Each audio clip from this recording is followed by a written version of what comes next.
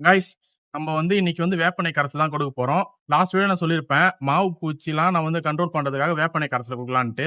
இன்னைக்கு அதுதான் பார்க்க போறோம். இந்த வேப்பெண்ணெய் கரைசலை கொடுத்துக்கிறதுக்கு 1 லிட்டர் தண்ணி எடுத்துருவோம். அது கூடவே ஒரு குட்டி ஷாம்பு பாக்கெட் எடுத்துருவோம். நெக்ஸ்ட் நம்ம வேப்பெண்ணெய் 1 லிட்டருக்கு ஒரு 3 ml 4 ml வரைக்கும் கொடுக்கலாம். இப்போ நான் 2 லிட்டரா ஊத்துறதுனால ஒரு 6 8 ml நான் ஊத்திக்கிறேன். ஒரு 8 ml கிட்ட வேப்பெண்ணெய் எடுத்துருக்கேன்.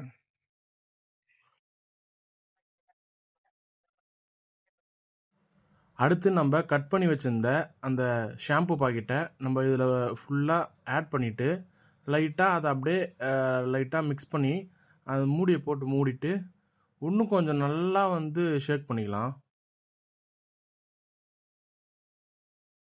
இப்போ இதுமாரி நல்லா ஷேக் பண்ணும்போது நல்லா அந்த எண்ணெய் நல்லா அந்த தண்ணி கூட மிக்ஸ் ஆகிட்டு இருக்கும். அதுக்கப்புறம் நம்ம செடிக்கு நல்லா ஸ்ப்ரே பண்ணி விடலாம்.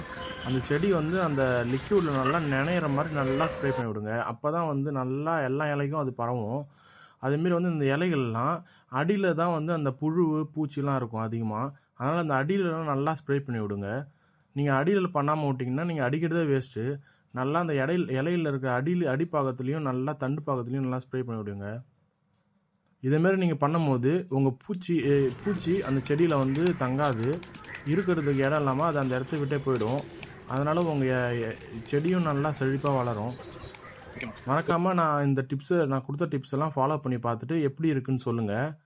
இந்த மாதிரியான யூஸ்ஃபுல்லான வீடியோஸ் உங்களுக்கு வேணும்னா நம்ம சேனல் லைக் பண்ணுங்கள், ஷேர் பண்ணுங்கள் அண்ட் சப்ஸ்கிரைப் பண்ணிக்கோங்க.